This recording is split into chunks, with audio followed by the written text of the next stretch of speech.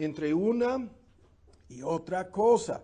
Segundo, en relación con nosotros mismos, en la forma que nos hemos de predicar a nosotros mismos y hacer las aplicaciones pertinentes del Evangelio en nuestra propia vida, en relación con nosotros mismos, hemos de buscar este dominio propio. Y vamos a introducir esta idea en parte el día de hoy si nos alcanza el tiempo. Templanza o disciplina, esa es la palabra, en relación con las circunstancias que nos suceden en esta vida y en este mundo, y especialmente en relación con otras personas. Y misteriosamente vamos a descubrir que estas otras personas no son las personas inconversas que nos rodean, sino más bien los miembros de nuestra familia. Hablando de la familia humana, nuestro matrimonio y nuestros hijos, y en relación con los demás hermanos, se requiere mucha paciencia y perseverancia, como vamos a ver. Y después, en relación con Dios, ¿se acuerdan ustedes? Una vida de devoción, entrega a su gloria, a su honra, y en relación con el mundo, amor universal, ¿no? Y esto es el evangelismo y el amor para con los inconversos. Oremos. Padre, te damos las gracias por tu palabra. Te pedimos que sea eficaz el día de hoy en nuestras vidas. Te pedimos que nos sigas ayudando a profundizarnos en este pasaje, hacer la exposición necesaria de los versículos que hemos leído para que salgamos de aquí animados a buscar cada día más la seguridad y certidumbre de nuestro llamamiento, de nuestra elección, una vida útil, una vida activa, una vida entregada a tus propósitos. Y esto no lo podemos hacer sin tu ayuda, sin el entendimiento necesario y sin el poder de tu Espíritu Santo. Por lo tanto, te lo estamos pidiendo una vez más el día de hoy, en el nombre de Cristo Jesús. Amén. Ahora hemos visto lo que viene al final, las terribles advertencias acerca de las personas que no hacen lo que nuestro texto dice, las terribles advertencias acerca de aquellos que son ociosos, cortos de vista, aquellos que viven una vida cristiana, vamos a decir básicamente, fracasando en sus responsabilidades las más básicas, ¿no? Y están en peligro de caer y no serán personas que entran al cielo como quisieran hacerlo, no, será lo contrario. Entonces, ahora el día de hoy lo que vamos a hacer es, y espero que el tiempo no se nos vaya, vamos a detenernos para enfocar, comenzando el día de hoy, este argumento. Yo quería seguir porque no terminamos con la lista de todas las cosas que pertenecen a esta vida, pero quiero que comencemos el día de hoy con las cosas que pertenecen a la piedad. Todas las cosas nos han sido dadas. Las que pertenecen, el versículo 3, a esta vida y a la vida espiritual. O sea, a la vida en este mundo y a la vida cristiana o a la santificación, así lo vamos a decir. Y las grandes y preciosísimas promesas, que son las promesas del Evangelio, ya lo sabemos, son las cosas que nos proporcionan todo lo necesario para vivir una vida santa, porque según el texto, ven en el versículo 4, algo importantísimo ya ha sucedido en nosotros, algo ya ha sido realizado a nuestro favor. Y lo que ha sido realizado, según el texto, es, ya hemos sido, y la versión antigua dice, hechos participantes, es la palabra griega koinonia, de la naturaleza divina. Eso es lo que el texto dice. Como vamos a ver, el argumento es fácil de entender. En relación con la naturaleza divina, la idea no es que seamos Dios o mini dioses. La idea no es que participemos de muchos atributos de Dios los cuales no son comunicables. Por ejemplo, no vamos a ser nunca omniscientes, nunca seremos omnipresentes, nunca seremos todopoderosos, nunca seremos soberanos. Esos atributos de Dios, para mencionar algunos, no son lo que el texto dice. No hemos participado de la naturaleza divina en este sentido, pero el punto aquí es muy fuerte y lo vamos a introducir el día de hoy. Hemos sido ya hechos participantes de esta naturaleza divina. Vean lo que el texto dice. habiendo huido de la corrupción que está en el mundo por la concupiscencia, ¿no? A causa de la lujuria, esa es una de las traducciones, o las pasiones desordenadas. Ahora, buscan un texto paralelo con este, no pierdan de vista nuestro texto, y vamos a pasar a Hebreos, a su capítulo 12. La naturaleza divina de la cual los creyentes han sido ya hechos participantes es simplemente un código o fórmula que quiere decir que todos los cristianos han sido cambiados, transformados, están siendo santificados. Y la parte o el aspecto de la naturaleza divina de la cual ya participamos es su santidad. Vuelvan a escuchar el argumento. Hemos sido hechos partícipes de la naturaleza divina, es a saber, de la santidad divina, como vamos a explicar. Y es en virtud de esta realidad que tenemos en las grandes y preciosas promesas del Evangelio la capacidad de añadir a nuestra fe todo el paquete que ya hemos resumido varias veces. Entonces, vean, en Hebreos, en su capítulo 12, ¿ya lo tienen? Y la lectura aquí es un texto muy conocido. Viene en el contexto de un asunto sobre la disciplina que Dios ejerce, ¿no?, en aquellos que son sus hijos. Dice, seguid la paz con todos, es una fórmula, esto es la paz con todos, ¿sí? Eso es nuestro deber para con los demás, y la santidad, que es en relación con Dios, nuestra responsabilidad, seguir la santidad sin la cual, y vean la advertencia, nadie verá al Señor. Ahora, aquí encontramos algo que vamos a tardar analizándolo, que es exactamente el significado de lo que tenemos, como veremos en en segunda de Pedro, en su primer capítulo, tenemos exactamente esta idea. Ahora vamos a ir rápidamente a introducir el argumento. Este texto habla de la necesidad de, vean, seguir la paz con todos, por un lado, y la santidad. Y la advertencia, si no hacemos esto, nunca veremos al Señor. Ahora bien, rápidamente, hay algo importantísimo aquí que vamos a usar para introducir el tema. Podemos dividir al mundo en tres grupos de personas, ¿no? Podemos primero hablar de aquellos que son abiertamente incrédulos, inconversos, mundanos, aquellos que no hacen profesión alguna, ¿no?, de religión. Hay en este mundo, ¿cuántas personas así? La gran mayoría. Segundo, hay personas que hacen una profesión de fe, que se identifican abiertamente como creyentes o cristianos, pero en realidad no son verdaderos cristianos, son simplemente hipócritas, creyentes falsos o personas engañadas, ¿no?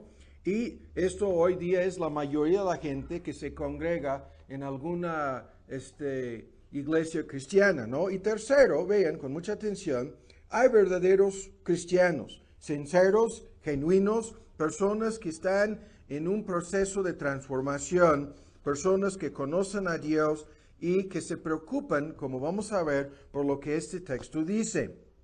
Ahora, para entender la distinción entre estas tres clases de personas, lo que tenemos que analizar es el argumento que está en nuestro texto, como vamos a verlo en 2 de Pedro.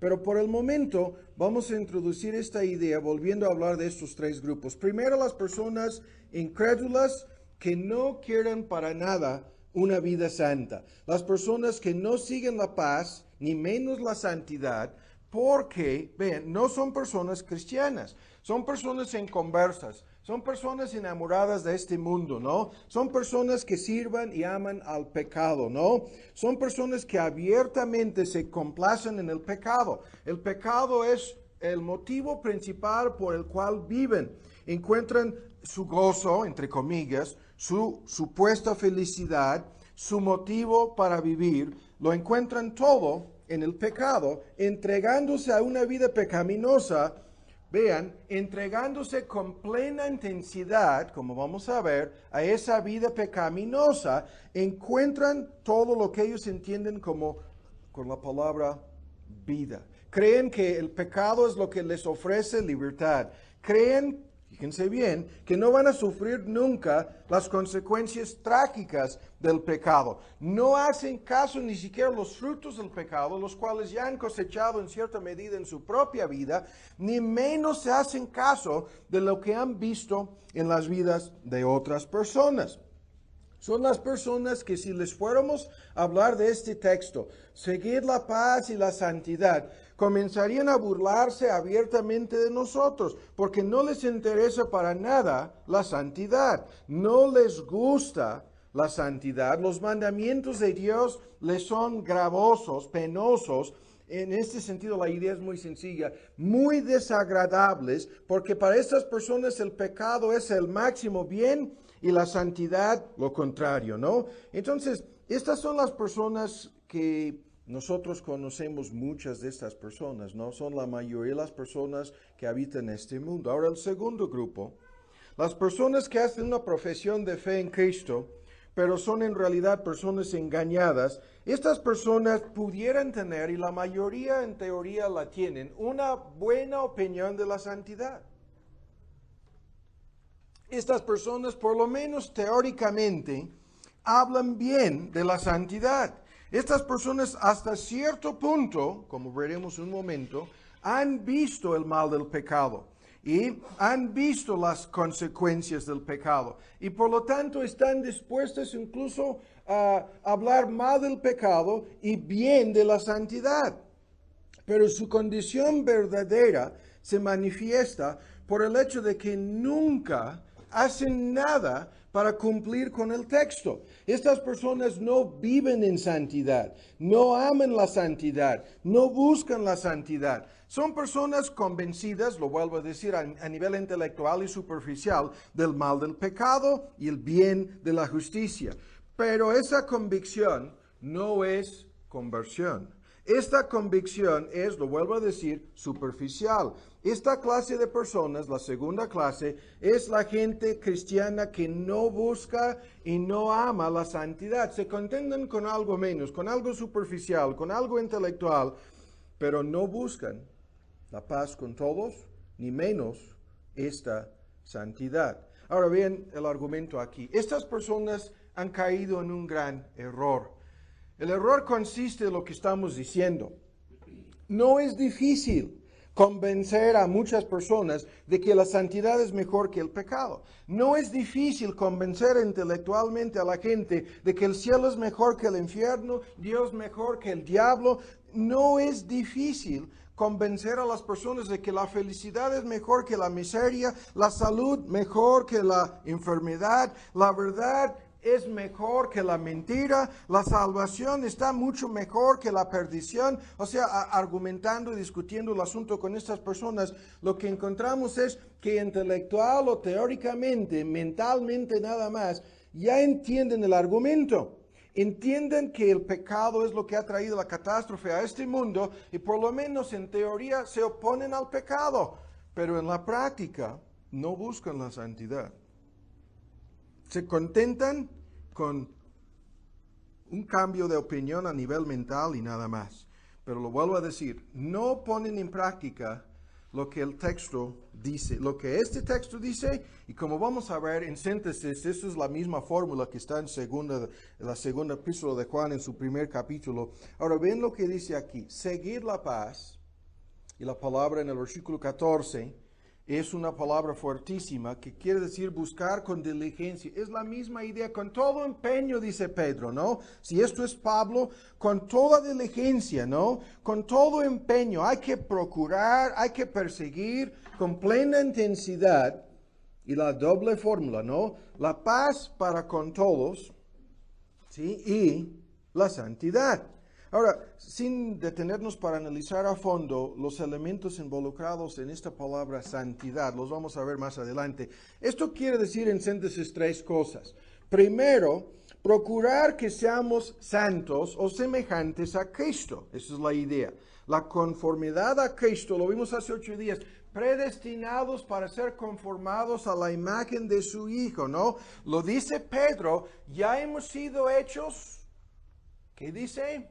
Partícipes de la naturaleza divina. ¿Cuál aspecto de la naturaleza divina? Estoy señalando un solo aspecto de su naturaleza, su santidad. Como vamos a ver, esto es crucial para entender el argumento. Pero para seguir la santidad, primero hay que procurar esa santidad. Esto, en segundo lugar, significa simplemente la mortificación de nuestros pecados, un conflicto espiritual continuo, la famosa guerra santa en contra del pecado, la lucha continua para hacer morir los restos y remanentes del pecado en nosotros. Esa guerra santa continuará hasta el fin de nuestras vidas y por lo tanto es seguir continuamente, ¿no? Procurar continuamente. Y el lado, en tercer lugar, positivo del argumento es, como vamos a ver, procurar lo que segunda de Pedro dice, con diligencia, el desarrollo de virtudes espirituales, frutos del Espíritu Santo,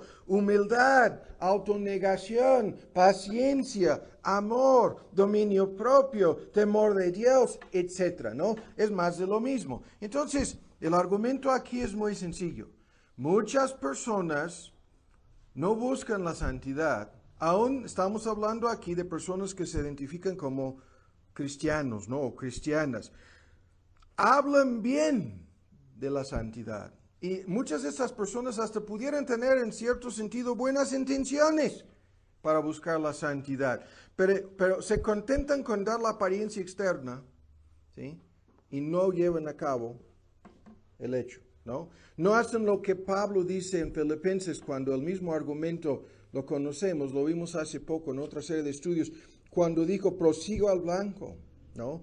Al premio del llamamiento soberano de Dios en Cristo Jesús, prosigo. O sea, es procurar, es buscar con diligencia, con toda intención, con todo deseo, con toda voluntad, la meta que es en el contexto la santidad o la semejanza a Cristo. Entonces, cuando comentamos sobre la diferencia entre estas tres personas, las primeras son las personas abiertamente inconversas, ¿no? La segunda clase son las personas supuestamente cristianas, ¿no? Pero estamos dudando de su cristianismo porque nunca llegan a buscar la santidad, nunca viven en realidad una vida diferente, ¿no? Salvo en términos superficiales, ¿no? Con algunos cambios externos se contentan y el asunto termina ahí. Y los verdaderos cristianos, ¿no? Que cumplen con lo que estamos leyendo en estos textos. Ahora, para entender la diferencia entre estas tres clases de personas, lo que tenemos que decir es lo siguiente. Los que dicen ser cristianos, ¿sí? Tienen algo en común, pero no lo son, con aquellos que son abiertamente incrédulos. Lo que tienen en común es, lo vuelvo a decir, ninguno de estos dos grupos o clases realmente busca la santidad. Ese es el punto. No lo hacen. Y cuando nos preguntamos por qué no, la respuesta es porque no hay nada en estas personas. No tienen en su misma naturaleza, no tienen en su mismo corazón algo que les haga amar y buscar y desear la santidad. Lo vuelvo a decir. Son personas adversas. No estoy hablando a nivel intelectual, estoy hablando de la condición espiritual de su corazón. Son personas que no desean la santidad, ¿sí? No tienen una inclinación que les impulsa hacia la santidad. Los creyentes verdaderos lo tienen. Los creyentes verdaderos pueden ver, vean, la realidad de buscar la santidad, pueden ver lo bello, lo hermoso de la santidad, pero además de ver esta necesidad y esta realidad, encuentran satisfacción, cumplimiento y propósito buscándola, porque verdaderamente desean vivir una vida santa. Encuentran en la santidad felicidad. Encuentran en la santidad verdadera gloria. Encuentran en la santidad comunión, compañerismo con Dios, intimidad con Él, amistad con Él. Y el punto, lo vuelvo a decir, es crucial. La gente inconversa no ve lo atractivo de la santidad, ni menos está dispuesta a buscarla.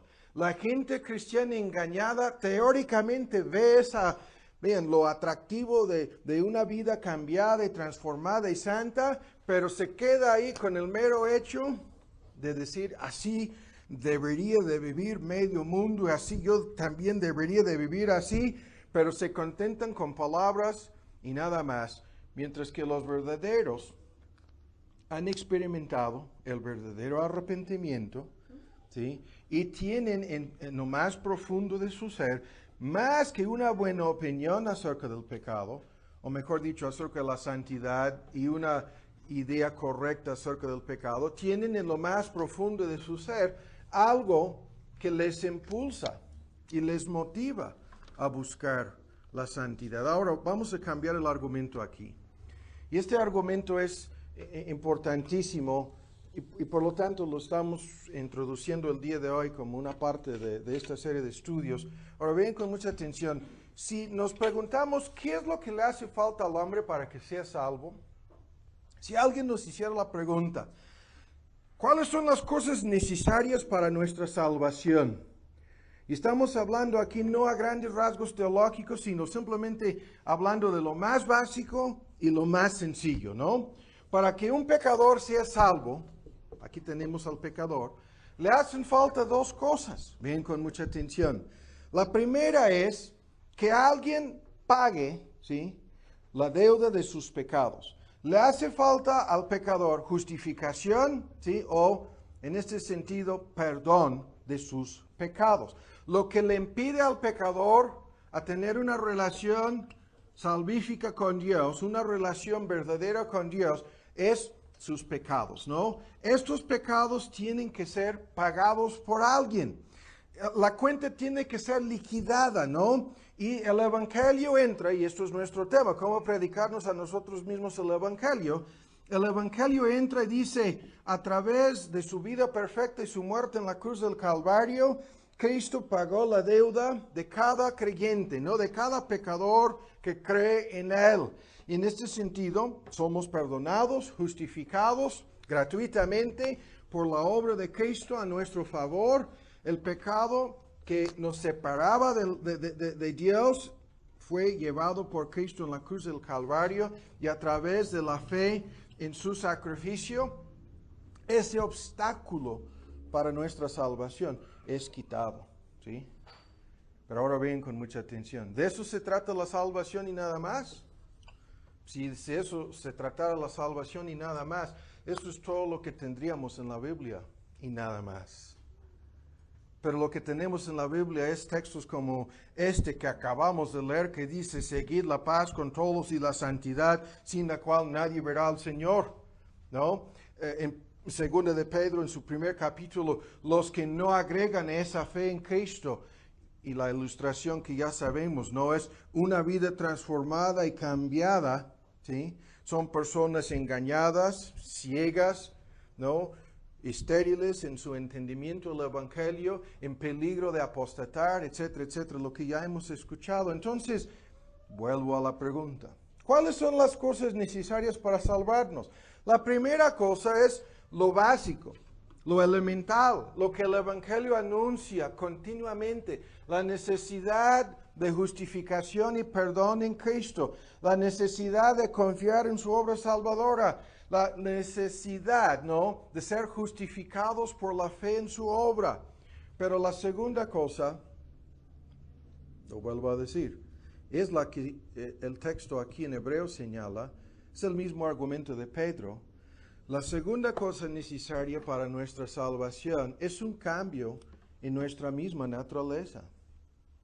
Y ese cambio es necesario para que seamos aptos para conocer a Dios, escuchen, para tener una relación íntima con Él, para disfrutar la comunión y el compañerismo con Él. Es necesario un cambio en nuestra misma naturaleza para que podamos vivir en su presencia para siempre. Y ese cambio en nuestra misma naturaleza es el cambio que Pedro señala cuando dice que a través del Evangelio ya hemos sido hechos partícipes de la misma naturaleza de Dios. ¿Cuál aspecto? ¿En cuál sentido? Ya hemos sido hechos partícipes de la misma naturaleza de Dios. ¿Qué dice? En su santidad hemos sido hechos partícipes de la naturaleza divina, habiendo huido o escapado de la corrupción que hay en este mundo por concupiscencia. Entonces, para decirlo teológicamente, en vez de teóricamente, las dos cosas necesarias para nuestra salvación son nuestra justificación por la fe en Cristo y nuestra santificación por el Espíritu Santo de Cristo. Estas dos cosas son necesarias. Por lo tanto, el texto dice que aquellos que no buscan la paz y la santidad no serán salvos, no verán al Señor. El argumento es exactamente lo que Pedro dice, como vamos a ver. Pero ahora vamos a hacer un gran paréntesis aquí para discutir este punto y para analizar más a fondo lo que está metido de por medio. Ahora vamos rápidamente a este punto. Lo que estamos diciendo es que si Dios nos perdonara y nos justificara y no nos cambiara, eso no sería ninguna salvación. Es necesario que seamos salvos de la culpa del pecado por la obra salvadora de Cristo, pero salvos también del poder y el dominio del pecado. Esto es la santificación de la esclavitud del pecado, para que por último estemos en su presencia, siendo salvados aún de la presencia misma del pecado, ¿no? El argumento es uno que hemos escuchado muchas veces, pero ahora vamos a analizarlo en una forma más amplia. Ahora, el punto aquí es crucial. Cuando hablamos de la necesidad de ser hechos partícipes de la santidad o la naturaleza divina, cuando hablamos, como el texto lo dice, de la necesidad de buscar la santidad, cuando el argumento de Pedro es todas las cosas que pertenecen a la vida y a la santidad nos han sido dadas ya a través del poder divino de Dios, estamos hablando de lo mismo. Pero metido de por medio es este gran tema, y el tema es la santidad de Dios, ¿no? Ahora, rápidamente vamos a resumir a grandes rasgos los elementos involucrados en este asunto cuando hablamos de la santidad de Dios, del hecho de que Dios es 3 veces santo, como ya lo estábamos cantando el día de hoy. Ahora bien, los argumentos aquí. Lo hemos escuchado antes. Hoy día la mayoría de la gente odia la santidad y rechaza el concepto mismo de un Dios santo. Y esto lo sabemos porque vemos cómo rechazan su justicia y cómo se oponen a su ira contra el pecado.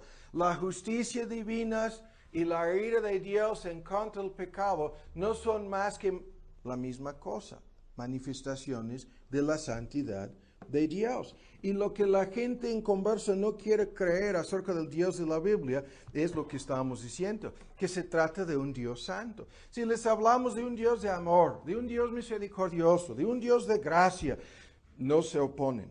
Pero en el momento en que hablamos de la santidad de Dios, y en el momento en que comenzamos a decir, no, el Dios de la Biblia no es como nosotros, en el momento en que comenzamos a decir que Dios se identifica de principio a fin en este libro como un Dios 3 veces santo, en el momento en que comenzamos a decir, no es una cuestión de tu opinión o mi opinión, esto no es algo que podemos decir, un grupo enseña más o otro menos acerca de la santidad de Dios. Cuando comenzamos a decir, no, esto es lo que Dios dice, de principio a fin en este libro, lo dice más que cualquier otra cosa, es lo que Dios dice acerca de sí mismo, ¿no? Entonces de inmediato nos damos cuenta de que se trata de la diferencia entre el Dios verdadero, ¿sí?, y los ídolos. Se trata de inmediato de la diferencia entre la verdadera fe y la fe falsa. Se trata de la diferencia entre conocer verdaderamente a Dios y tener vida eterna, ¿sí?, o ser engañados, ¿no?, y adorar al Dios de la imaginación del hombre. Todos aquellos, llámense cristianos o no, que se oponen a la santidad de Dios, a fin de cuentas, no creen en el verdadero Dios. Pero esta santidad divina, lo hemos escuchado muchas veces, afecta todo en relación con el cristianismo. Afecta nuestro concepto de Dios, nuestro entendimiento de la salvación, la diferencia entre el bien y el mal. Afecta en ese sentido nuestro concepto del pecado, del hombre, la vida cristiana. Y como lo estamos resumiendo aquí el día de hoy, afecta desde un principio nuestro entendimiento de lo que es la salvación. ¿Sí? ¿Salvados de qué? ¿Simplemente perdonados? ¿Simplemente justificados? ¿O no es necesario que también seamos cambiados por el mismo Evangelio? Solamente aquellos que ven y creen en el Dios 3 veces santo pueden creer en su ira, pueden creer en su justicia, pueden creer en el Dios que se manifiesta por la gloria de su misma santidad. Todos los demás, llámense, lo vuelvo a decir como quisieran, no creen que Dios es luz, no creen que en Él no hay ningunas tinieblas, y esto lo vuelvo a decir, afecta su concepto de todo. Si no creen que Dios es sublime y alto, separado del pecado de los pecadores, si no creen que Dios es limpio, santo, inocente, ¿no? Si no creen esto, entonces creen en un Dios que no existe. Creen en un Dios imperfecto, creen en un Dios débil, creen en un Dios que no es diferente del hombre corrupto, ¿no? Pero lo vuelvo a decir, Dios es más que amor, más que gracia, más que misericordia. Dios es, lo vuelvo a decir, santo. Y hay que enfrentarnos con esta realidad. Esto es lo que el Evangelio anuncia. Dios es tan santo como para castigar el pecado humano en la persona de su propio Hijo.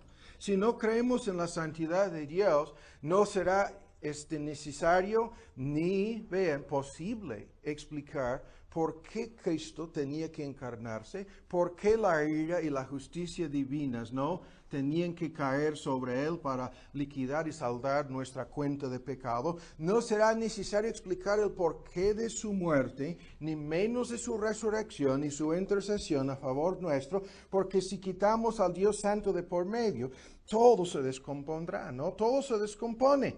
Pero lo vuelvo a decir, Dios se identifica así.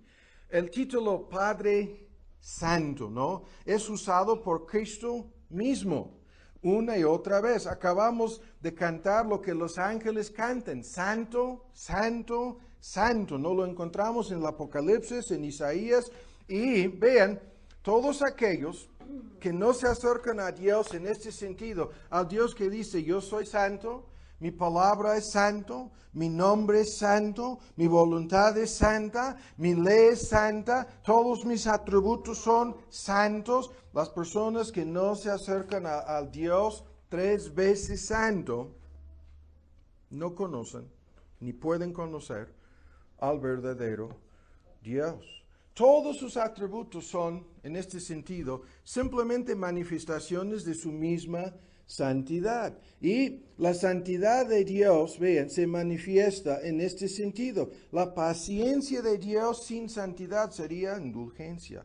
La misericordia de Dios sin santidad sería una debilidad. La ira de Dios sin santidad sería injustificable.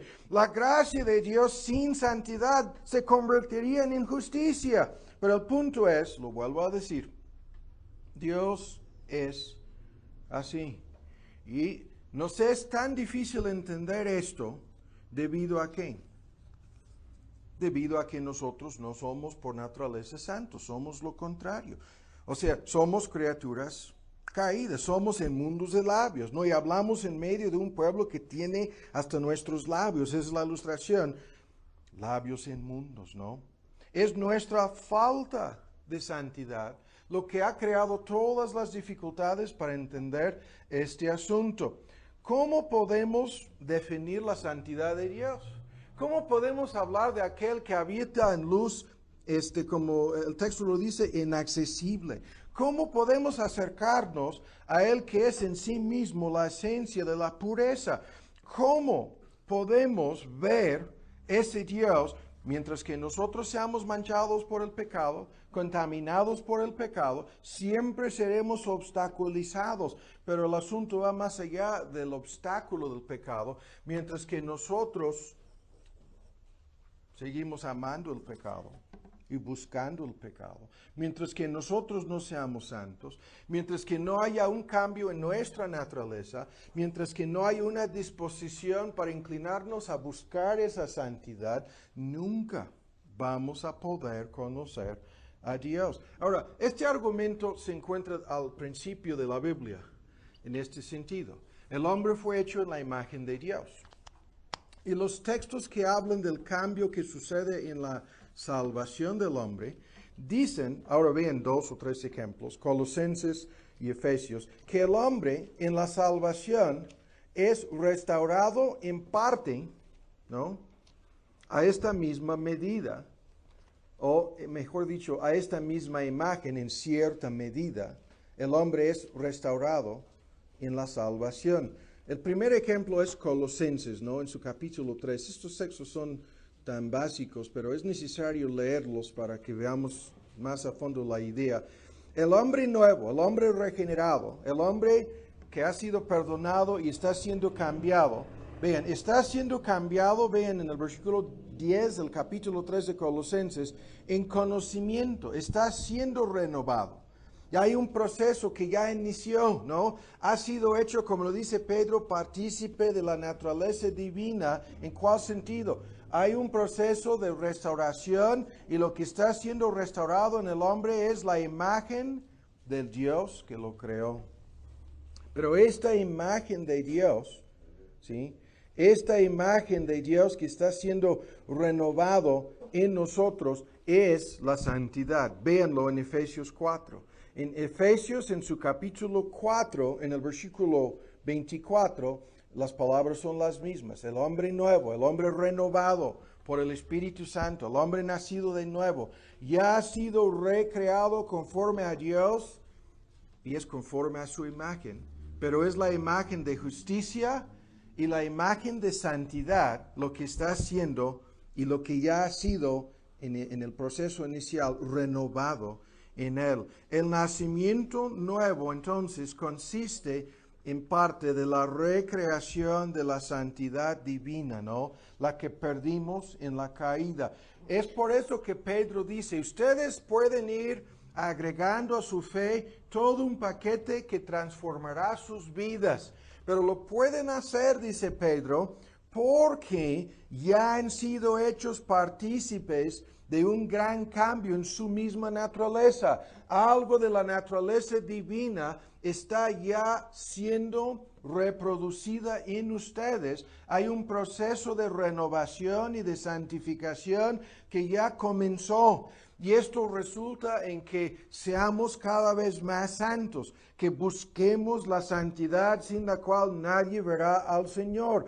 La imagen moral o espiritual de santidad y justicia está ya comenzando a reproducirse en nosotros y por lo tanto Pedro cita las palabras de Cristo, sed santos, que son las palabras de Dios en ambos testamentos, sed santos porque yo soy santo. Y esto, sin discutirlo más a fondo, también es importante señalarlo, nos da a entender que lo que Dios comienza en este proceso, no es simplemente una experiencia mágica, mística o emocional, porque es un proceso. De otra forma, la idea de buscar, de procurar, de buscar con plena intensidad la paz y la santidad no estaría aquí. De otra manera, la idea de agregar a nuestra fe todo el paquete mencionado y resumido por Pedro tampoco estaría aquí. La santidad, lo vuelvo a decir, es algo que Dios ya comenzó a obrar en cada creyente. Y esto es la diferencia entre el creyente verdadero y el creyente falso. Pero ahora vamos más lejos. Fíjense bien lo que estamos diciendo. Vamos a ilustrar el argumento en otra forma. La santidad de Dios se entiende muchas veces, y esto es un argumento más a fondo, en la siguiente forma. Dicen los teólogos que la santidad de Dios es la integridad y la perfección de su carácter. Que Dios en sí mismo escuchen las palabras, es un ser entero, santo, completo. Y la palabra que se traduce muchas veces, incluso en nuestra versión antigua, nos ayuda a entender la idea, sano.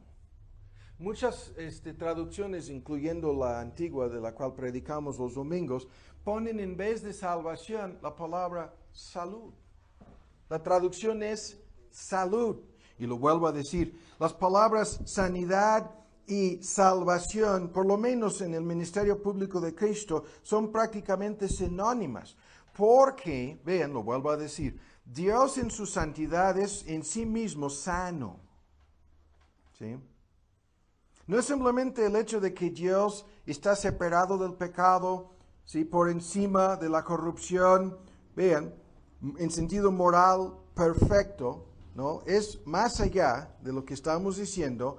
Dios es en sí mismo sano, completo, entero, justo, recto, ¿no?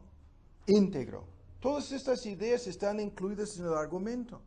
Por lo tanto, fíjense bien, por lo tanto, no hay defecto alguno en él. No hay necesidad alguna en él. No hay deficiencia alguna en él. Dios es un ser completo. Lo vuelvo a decir, quizás esta es la mejor ilustración. No carece de cosa alguna, está completo y sano en sí mismo, ¿no? Y esto es la fuente y la esencia de su santidad. Ahora, fíjense bien en el punto. Por el pecado, por la corrupción y la concupiscencia que hay en el mundo, por la falta de sanidad, el hombre caído, vean, es un ser incompleto. El hombre caído en sentido moral y espiritual está enfermo. ¿Sí? Es un ser destituido, según Pablo en Romanos 3, de la gloria o la perfección de Dios. ¿Cuál gloria? ¿Cuál perfección de Dios? La santidad. Por lo tanto, el hombre caído es un ser incompleto y no satisfecho. ¿Sí? Es un ser enfermo, para decirlo así. Y esa enfermedad es lo que le trae el sufrimiento, es lo que le ocasiona la miseria. Pero la sanidad y la santidad, para usar las palabras sinónimas aquí, o la salvación, ¿sí? Produce lo contrario.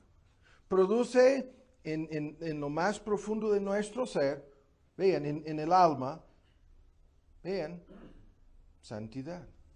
Esto quiere decir que en la salvación o en la conversión, ¿qué es lo que sucede? El alma es sanada, ¿no? Capacitada para decir no al pecado y sí a la justicia, ¿no? Capacitada para aborrecer el mal y amar el bien, ¿no? Y hasta que amemos la santidad y aborrezcamos el pecado, no estamos realmente sanos, ¿no? Y en el milagro del nacimiento nuevo, esto es lo que Pedro está diciendo como el prefacio a todo el resto del argumento. Dice, ustedes pueden añadir a vuestra fe, ¿sí? Actividad. Y pueden añadir a esa actividad conocimiento. Y pueden agregar al conocimiento dominio propio. Y pueden agregar al dominio propio verdadera piedad, ¿no? Y la reacción en cadena. Pero Pedro da como prefacio lo que estamos diciendo. La realidad del nacimiento nuevo. La realidad de un cambio en lo más íntimo de nuestro ser. En el nacimiento nuevo hay un cambio en nuestra misma naturaleza. Hay un cambio profundo y radical. La mente es iluminada para entender la verdad. Los deseos y anhelos son transformados, como lo estoy diciendo, purificados, renovados para amar a Dios y amar la santidad. Daré mis leyes en sus entrañas y las escribiré en sus corazones. Y la voluntad es librada del dominio y la esclavitud del pecado. Todo esto lo hemos escuchado muchas veces, pero librada de la esclavitud del pecado y capacitada para someterse a Dios. Pero el punto es, vean, la realidad del nacimiento nuevo es todo lo que Pedro está diciendo cuando dice, ya han sido hechos partícipes de la naturaleza divina, ya han sido hechos, y la palabra es koinonia, ¿no? Copartícipes. ¿De qué? De la santidad de Dios. Y el argumento entonces en el nacimiento nuevo, por la gracia de Dios, por el milagro del Espíritu Santo, la persona es librada del dominio y el control del pecado, y Dios comienza un proceso de transformación, de crecimiento, de desarrollo, vean, que no terminará hasta que seamos glorificados en el cielo. Esta transformación, esta renovación es lo que Pedro da como hecho. Cuando dice, este proceso ya inició en ustedes. Ustedes ya tienen obrando en su corazón algo de la naturaleza divina. ¿Qué es ese algo? Una inclinación santa, una disposición nueva, ¿no? Ahora, este hecho lo vamos a explicar para las personas que se les hace tan complicado entender los argumentos teológicos aquí. Lo vamos a explicar en otra forma. Y lo vamos a hacer en esta forma. Cuando el texto en Hebreos dice, buscad la paz y la santidad, el argumento está basado en las bienaventuranzas. Vean, bienaventurados los limpios de corazón, porque ellos verán a Dios. Esto es buscar la santidad. Bienaventurados los pacificadores, porque ellos serán llamados hijos de Dios. Esto es buscar la paz con todos. Es la misma fórmula. Es la misma cosa. O sea, hay este mismo paralelismo, está de principio a fin. Cuando Cristo lo explicó, habló de un corazón limpio, ¿sí? Y de una disposición que nos conduce a buscar la paz, de ser pacificadores. Y en ambos casos dijo, estos son los que verán a Dios, estos son los que estarán con Dios. Y en Hebreos el texto dice, si no buscan la paz, si no buscan la santidad, no verán a Dios. Pero sabemos que el corazón limpio y la nueva disposición que nos convierte en pacificadores, que todo este paquete no es la causa, sino el fruto de la salvación. Es el resultado, es lo que vimos en el primer estudio, ¿no? Sobre este tema. La santidad es el fruto y el resultado y la evidencia del nacimiento nuevo, la evidencia de la regeneración, la evidencia de la salvación. Pero lo podemos entender en otra forma. Esta ilustración la vamos a volver a ver próximamente. La ilustración que hemos escuchado muchas veces acerca de dos destinos finales. Uno se llama el cielo y el otro el infierno. En el cielo, ¿qué es lo que sabemos acerca del cielo? El cielo es un mundo sin pecados. El cielo es un mundo sin pecadores. El cielo es un mundo de santidad. El cielo es un mundo, para resumir todo el argumento, de amor. La lista en el paquete que Pedro describe termina con amor para con Dios, amor para con los hermanos y amor universal. Hay una triple referencia al amor en la última parte del paquete que nos da Pedro. Dice piedad, entrega, amor para con Dios, amor fraternal y luego amor universal. Su paquete termina así, ¿no? Diciendo que hemos de agregar a nuestra fe estos elementos que terminan produciendo en nosotros este verdadero amor. Ahora vuelvo a decirlo, el cielo es ese mundo de amor. No habrá pecado ni pecadores en el cielo. No habrá más homicidios. Ese es el lenguaje bíblico. Robos, adulterios, codicias, mentiras, envidias, egoísmos, concupiscencias, orgullo, odio. La lista, al final del Apocalipsis encontramos estas listas en donde dice, los que pasan al cielo vivirán eternamente en un mundo de amor o santidad perfecta. Porque aquí el amor no es más que un sinónimo para decir santidad. El amor para con Dios, ¿sí? Santidad. El amor para con el prójimo, la paz para con todos, santidad. Es lo mismo. Pero los únicos que van al cielo son aquellos que experimentan más que un cambio de opinión mental, más que una buena opinión acerca de este debate, son los que experimentan en lo más profundo de su ser el milagro del nacimiento nuevo. Y esto es lo que nos conduce a buscar estas cosas. No sé si me explico. Mientras que el infierno es el mundo en donde no hay amor, ¿no? si todo pecado es en síntesis la falta de amor para con Dios o para con el prójimo, entonces en el infierno, como no aman a Dios ni al prójimo, no habrá amor ni santidad para siempre en el infierno, sino solamente el pecado y sus consecuencias horribles para siempre, ¿no? Entonces, esto explica, ahora vuelven a 2 de Pedro, muchas cosas. O sea, esto aclara para las personas que nunca han podido relacionar una cosa con otra. Esto es porque yo decía, para la salvación del hombre, ¿no? ¿Se necesita perdón y justificación? Sí. Pero si Dios nos fuera a perdonar y justificar sin cambiarnos, eso no sería más que dar luz verde al pecado. Si Dios nos fuera a perdonar y justificar sin comenzar a transformarnos, ¿no? Esto echaría a perder el propósito mismo de la salvación. El propósito mismo de la salvación es el de restaurarnos a la perfección de la cual nuestra raza ha caído.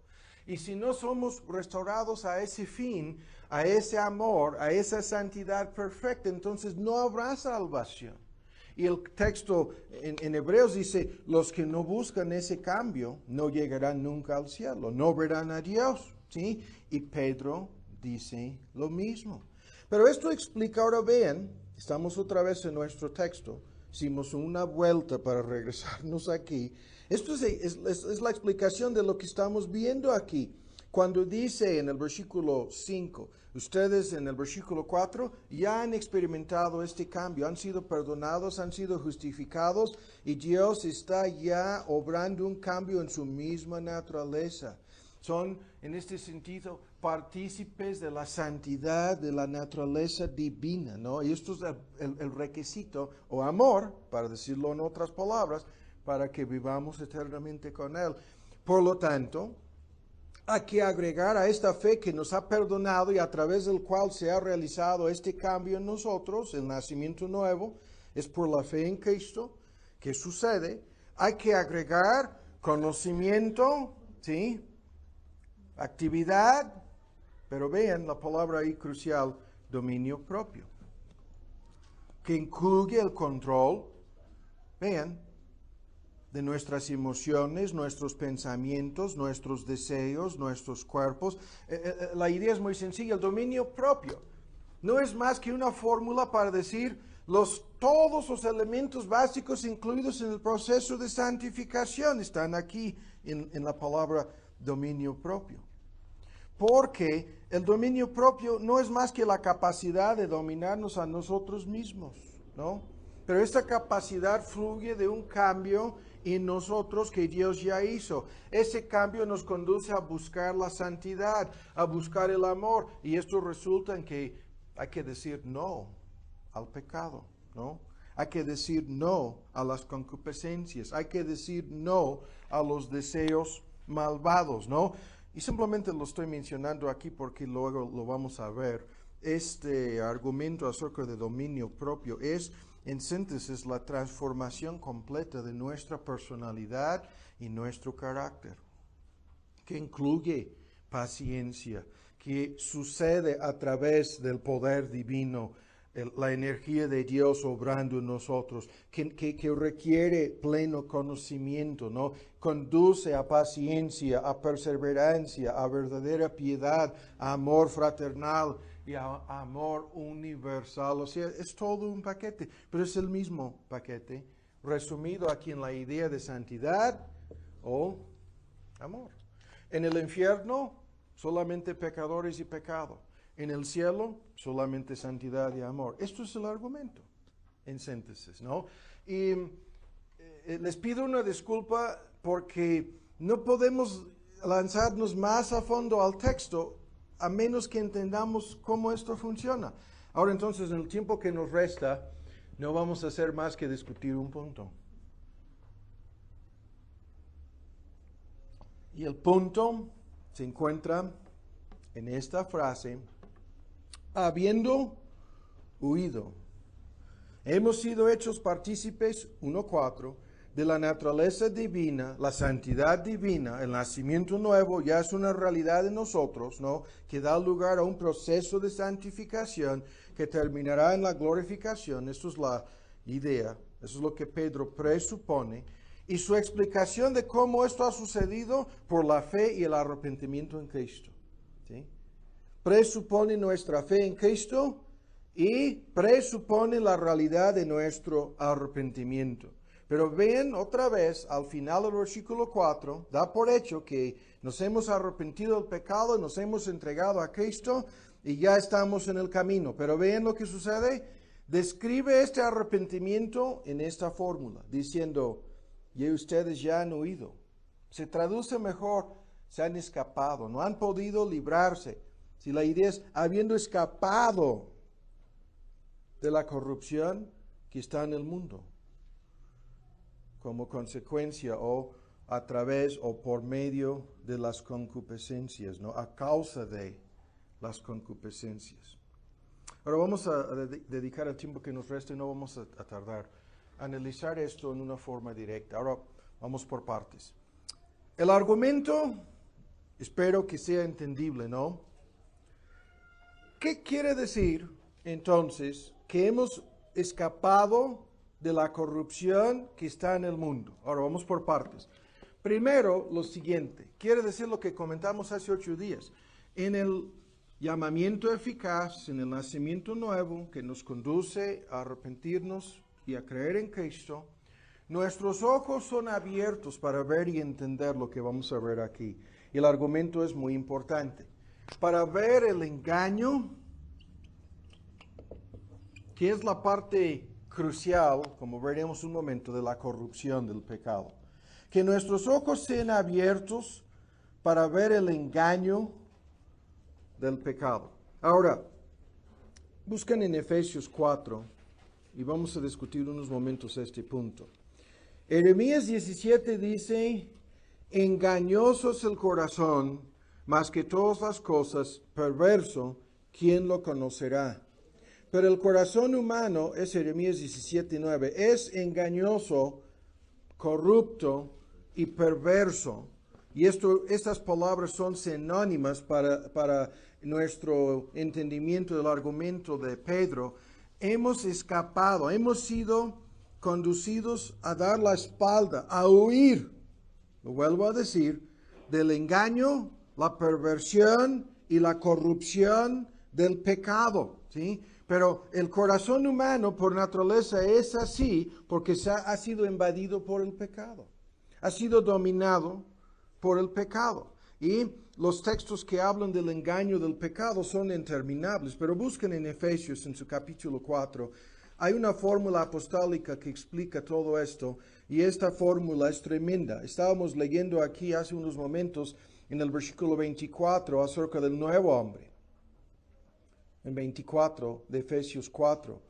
Pero ahora veamos, por favor, lo del viejo hombre, ¿no?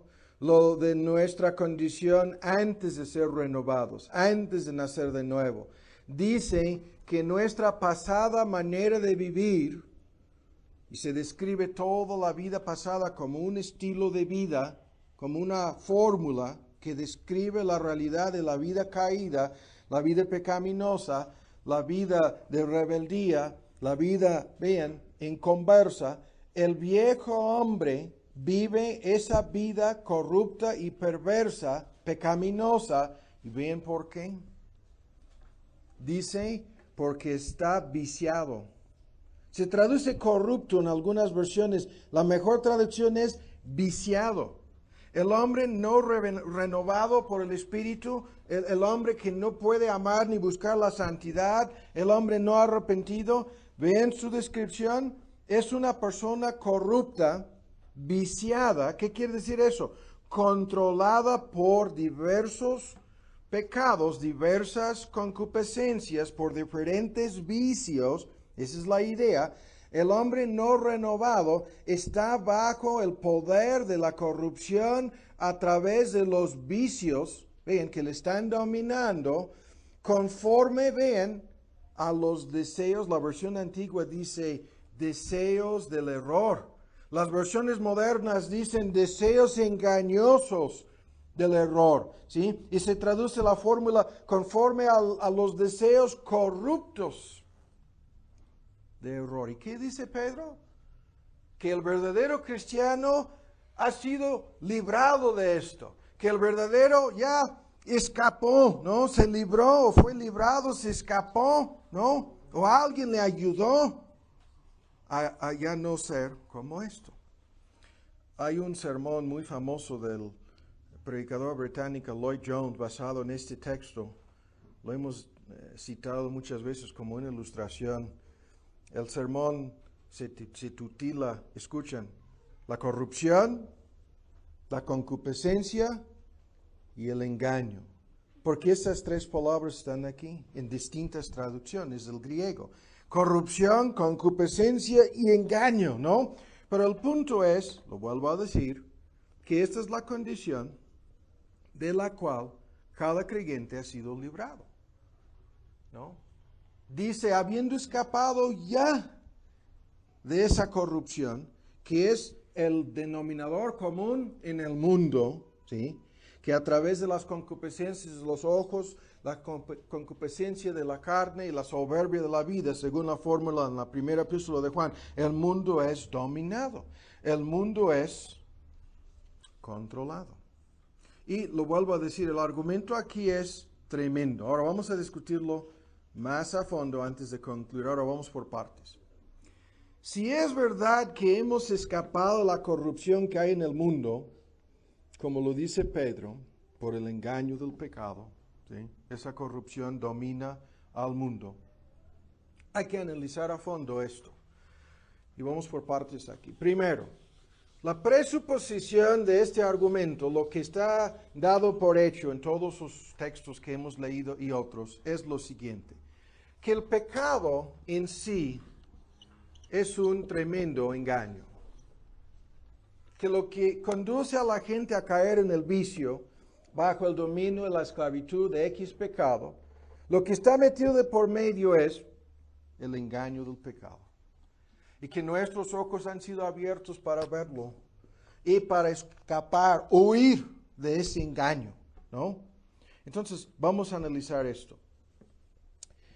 Cuando la Biblia dice que el pecado es engañoso en sí y que el corazón humano está siendo dominado por ese engaño, vean los argumentos. Primero, a nadie le gusta ser engañado. Supongo que a nadie. A ninguno de nosotros nos gustaría ser engañados, ¿no? Pero la Biblia dice, todos los inconversos que no aman ni buscan la santidad, que no creen realmente en Cristo, que no se han arrepentido del pecado, son en su conjunto pura gente engañada. Lo vuelvo a decir, a nadie le gusta ser engañado. Pero ¿de qué consiste este engaño? ¿Cómo es que hayan sido engañados? Ahora vamos por partes. En primer lugar, el engaño del pecado consiste de presentar las cosas diferentes de lo que realmente son. De eso se trata la palabra engaño. En cada engaño, eso es lo que está metido de por medio. La necesidad de disfrazar, la necesidad de esconder, la necesidad de ocultar, la necesidad de presentar las cosas diferentes de lo que realmente son. ¿Me explico? De eso se trata, ¿no? Las cosas se presentan como algo que no son. Y el diablo es experto en esto, ¿no? Esto es su gran tarea. Su gran tarea de presentar el pecado siempre como algo que no es. Quiere que el pecado parezca como atractivo, como placentero. Esto es el medio, esto es el método de principio a fin en la palabra de Dios. El diablo quiere que todos los hombres piensen equivocadamente acerca del pecado. Y hace un esfuerzo enorme cada día, ¿no? Cada semana, cada hora de cada día, el diablo está metido de por medio en un tremendo engaño porque está engañando a los hombres, haciendo que el pecado parece ser algo que no es, en este sentido, atractivo, ¿sí? Como placentero. Siempre se disfraza con la apariencia de algún bien, ¿no? De algo normal, de algo que todos lo hacen, de algo que es lo más normal. Todo el mundo peca, todo el mundo lo hace. El diablo siempre se dedica a engañar a la gente en este sentido. El pecado es presentado como algo que no es. Por ejemplo, ¿qué es lo que le motiva a la gente a emborracharse? Para dar un ejemplo concreto aquí. El pecado el pecado de la borrachera siempre es presentado como algo atractivo, como sumamente atractivo, como algo que traerá posición social, prestigio, mujeres hermosas, éxito, simpatía, ayuda, amistades. Es todo un paquete, algo que te conviene, algo que te ayudará, ¿no? Algo sano, normal, en un momento dado muy bueno, ¿no? Pero esto es el engaño del pecado. Y entre más atractivo que se presenta el pecado, siempre resulta más peligroso el asunto. Y este argumento también lo conocemos. El veneno más peligroso se encuentra frecuentemente en las flores más bonitas. Eso es una realidad. La ropa más costosa se usa para cubrir los cuerpos más indignos, ¿no? El cuerpo más perfecto, aún con cirugía plástica y todo para corregir los defectos cósmicos o cosméticos es la palabra. Vean, el cuerpo más perfecto frecuentemente cubre el alma más vil, ¿no? Y los nombres más sofisticados y más elevados son usados para hacer que los pecados más horribles y más abominables sean atractivos, ¿no? El aborto hoy día es un derecho humano. Es el derecho que cada mujer tiene de controlar su propio cuerpo, ¿no? La avaricia es la prudencia, es la esencia misma de la sabiduría, ¿no? El adulterio es llamado hoy día amor. Es el amor, es su amante. Hay un gran amor romántico metido de por medio en el asunto. Pero el punto, los ejemplos aquí son interminables. Presenta siempre el pecado como algo que no es. Y aún peor, vean, no quiere que nadie vea el pecado tal como se verá en el día de juicio. En aquel día lo que fue dulce será amargo, ¿no? Lo que fue bonito será feo. Lo que dio placer traerá dolor, ¿no?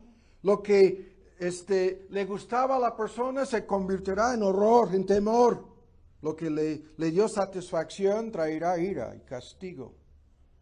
Y lo que fue un gran motivo para ensorbecerse y enorgullecerse y jactarse será la causa de su confusión y vergüenza perpetuas, dice Dios. Pero el punto sigue siendo lo mismo, que quiere que el pecado sea atractivo y que las personas no vean, ¿sí?, lo que vendrá al final.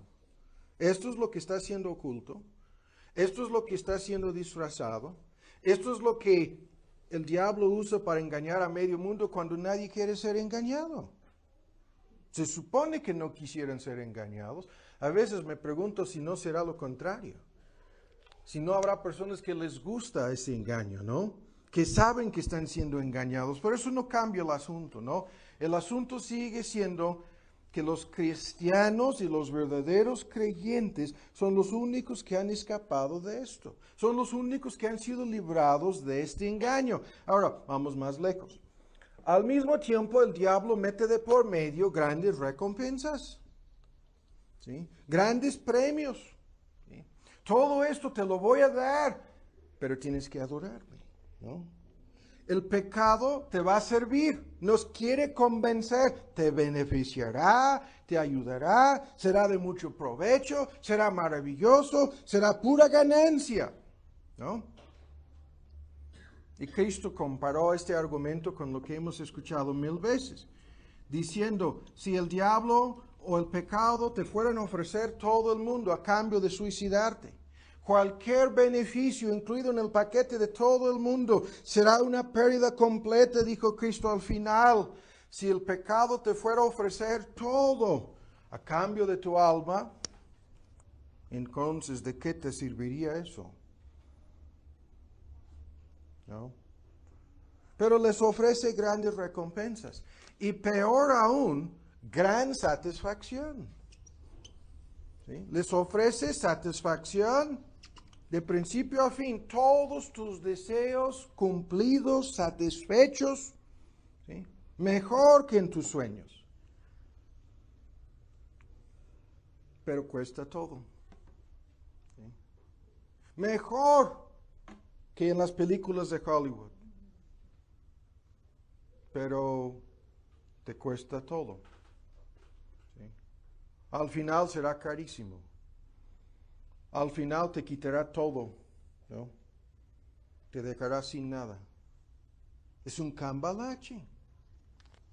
Y la gente viendo la recompensa momentánea y la expectativa y la promesa, la esperanza de satisfacción instantánea, inmediata. Incluso esto lo vamos a ver en relación con el tema de la paciencia. Vivimos en la época, en la historia del mundo, cuando todo eso se ha convertido en lo quiero ahora, ¿no? Y lo quiero instantáneamente. Es satisfacción instantánea, inmediata, ¿no? ¿Y el problema? Las consecuencias vienen después. La cosecha tarda. Los amargos frutos, ¿sí? No son instantáneos, en la mayoría de los casos vienen después. ¿No? Ahora, vean lo que estamos diciendo. No estamos haciendo más que una conclusión aquí. Pedro dice que cada creyente es una persona que se dio cuenta de todo este error, de este engaño, que le quitó la máscara del pecado, ¿no? Que comenzó a ver la realidad, la verdadera cara del pecado, sus mentiras, sus verdaderas recompensas, cómo nos ha engañado y siempre nos ha fallado, ¿sí? Por el poder del Evangelio, por la gracia de Dios en Cristo, ¿no? Por el conocimiento verdadero de Dios, el Dios 3 veces santo, ¿no? Que cada creyente es una persona que ha escapado, que ha sido librado de este engaño del pecado, de la corrupción y el engaño que hay en este mundo a través de las concupiscencias. Y esto lo lleva a un nivel más profundo, porque ubica la raíz de esta atracción en las concupiscencias, los deseos desordenados del pecado que dominan el corazón. Comenzamos diciéndolo. Engañoso es el corazón, perverso, corrupto, más que todas las cosas. ¿Quién lo conocerá? Dios nos dice aquí que cada persona convertida a Cristo se ha enfrentado con la corrupción, la perversidad, el engaño de su propio corazón. ¿No? Y el argumento es tremendo, porque estas son las personas que buscan a Dios, que buscan la santidad. Estas son las personas que saben, el pecado conduce no a la felicidad, sino a la ruina. El pecado conduce no a la libertad, sino a la esclavitud y a la adicción. El pecado es el gran enemigo del hombre. Estas son las personas que entienden el pecado está en contra de mi felicidad. El pecado está en contra de mis deseos verdaderos. El pecado es la causa de mis problemas, la causa de la miseria, la causa del sufrimiento, el autor mismo de la muerte. Estas son las personas que a través del Evangelio se han dado cuenta de cómo todos sus pecados pasados, ¿no?, equivalen menos que un cero. Nos han dejado decepcionados, nos han dejado vacíos, nos han dejado desilusionados. Cuando pensábamos, ¿no?, al principio, creyendo el engaño, ¿sí?, y viendo lo atractivo del pecado, que habíamos encontrado el todo, al fin y al cabo, ¿sí?, vimos lo engañoso de todo esto de principio a fin. Entonces ahora vamos a terminar con esta pregunta, y la pregunta es muy sencilla. ¿Es esta descripción que hemos visto aquí a grandes rasgos del cambio que nos conduce a buscar la santidad, a decir no al pecado, a creer en Cristo, a entregarnos a Él, etcétera, etcétera? Es este cambio que Pedro describe en esta fórmula, ¿no?, que hemos sido hechos partícipes de la naturaleza divina.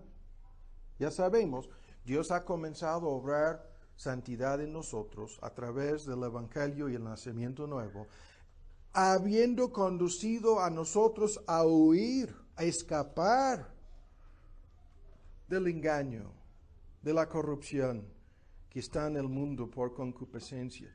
¿Es esta una descripción de nosotros? Es lo que estamos preguntando.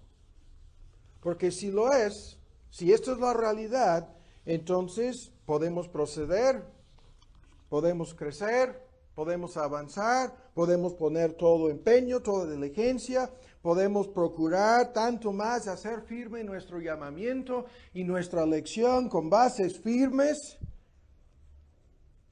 ¿Sí? Ahora vamos a cambiar la idea. Vean el texto para terminar. Porque si el asunto no es así, ahora vean la parte contraria para concluir. Si no hemos sido librados de esa corrupción del pecado, de ese engaño del pecado, por el arrepentimiento y la fe en Cristo, si Dios no nos ha cambiado ya, entonces nuestra fe es falsa. Y lo que ya sabemos del texto es lo que voy a decir para concluir.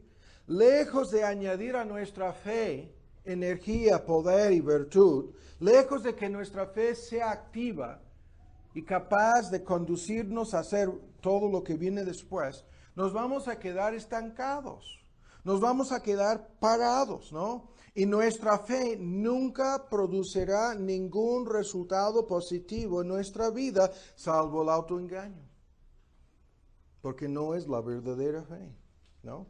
Y lejos de obtener el conocimiento, el discernimiento, el segundo punto aquí, que es el próximo paso aquí, vamos a hacer de esta clase de personas, son estas personas que conocemos. A mí me da un susto cuando veo estas personas que han pasado 15, 20, algunos 30 años en estas iglesias en donde es Gerber y Gerber envenenado y un evangelio diluido de principio a fin, y no han adquirido más conocimiento después de 15, 20 o 30 años de lo que tendría en el mejor de los casos un niño en la escuela, en el kinder, ¿no?, en la primaria.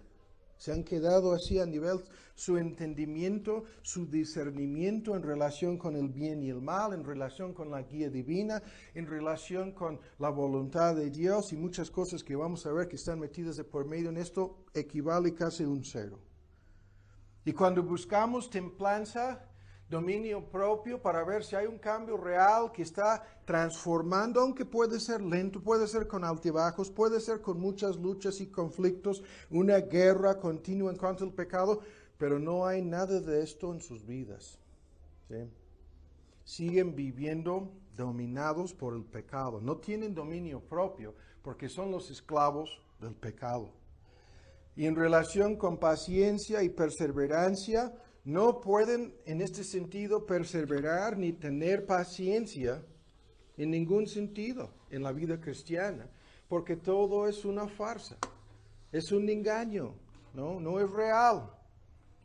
Y cuando llegamos a la verdadera entrega, la verdadera piedad, la verdadera relación de entrega para glorificar y honrar a Dios, son personas, y lo comentamos hace 8 días, parece que como se subieron al carro ¿no? De una profesión de fe en Cristo. Pusieron ahí el mapa a donde iban a llegar, pero se les borró el mapa, falló el GPS, se perdieron en el camino, ¿no? Y todo lo que estamos buscando aquí, llegando a amor fraternal y amor universal, nunca será una realidad en sus vidas, porque siguen engañados por la corrupción y el engaño del pecado y no se han entregado realmente a Cristo. Oremos.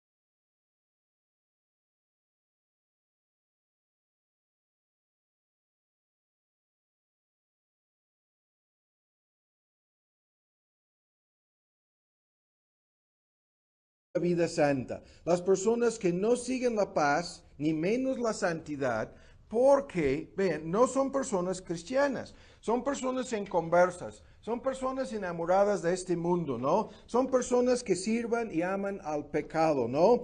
Son personas que abiertamente se complacen en el pecado. El pecado es el motivo principal por el cual viven. Encuentran su gozo, entre comillas, su supuesta felicidad, su motivo para vivir, lo encuentran todo en el pecado, entregándose a una vida pecaminosa, vean, entregándose con plena intensidad, como vamos a ver, a esa vida pecaminosa, encuentran todo lo que ellos entienden como, con la palabra, vida. Creen que el pecado es lo que les ofrece libertad. Creen, fíjense bien, que no van a sufrir nunca las consecuencias trágicas del pecado. No hacen caso ni siquiera los frutos del pecado, los cuales ya han cosechado en cierta medida en su propia vida, ni menos se hacen caso de lo que han visto en las vidas de otras personas. Son las personas que si les fuéramos a hablar de este texto, seguir la paz y la santidad, comenzarían a burlarse abiertamente de nosotros, porque no les interesa para nada la santidad, no les gusta la santidad, los mandamientos de Dios les son gravosos, penosos.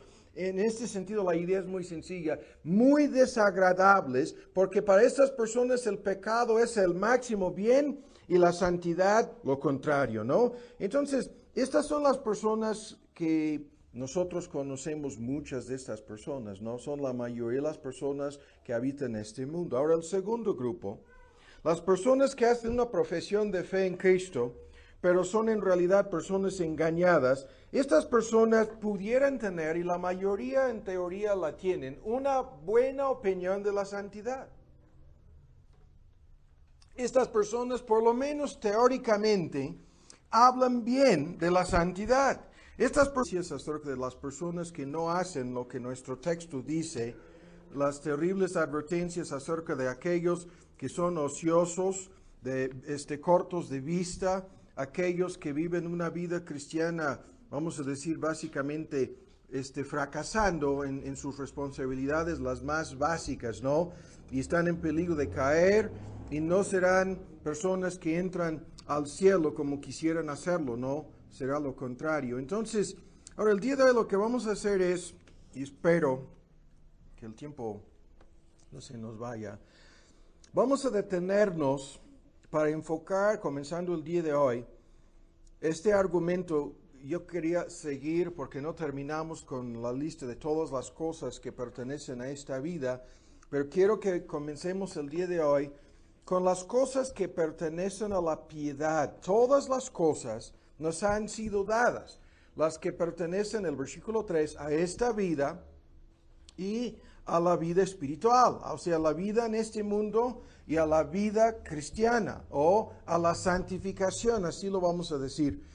Y las grandes y preciosísimas promesas, que son las promesas del Evangelio, ya lo sabemos, son las cosas que nos proporcionan todo lo necesario para vivir una vida santa, porque, según el texto, ven en el versículo 4, algo importantísimo ya ha sucedido en nosotros, algo ya ha sido realizado a nuestro favor. Y lo que ha sido realizado, según el texto, es, ya hemos sido, y la versión antigua dice, hechos participantes, es la palabra griega koinonia, de la naturaleza divina. Eso es lo que el texto dice. Como vamos a ver, el argumento es fácil de entender. En relación con la naturaleza divina, la idea no es que seamos Dios o mini dioses. La idea no es que participemos de muchos atributos de Dios los cuales no son comunicables. Por ejemplo, no vamos a ser nunca omniscientes, nunca seremos omnipresentes. Entre una y otra cosa.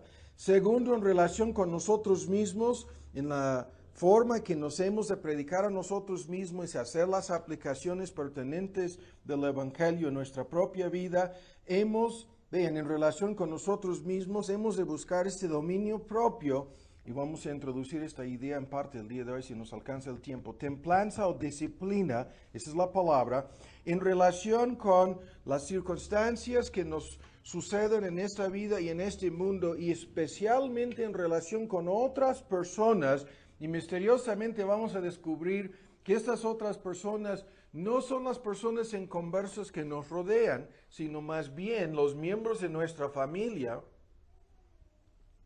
Hablando de la familia humana, nuestro matrimonio y nuestros hijos, y en relación con los demás hermanos, se requiere mucha paciencia y perseverancia, como vamos a ver.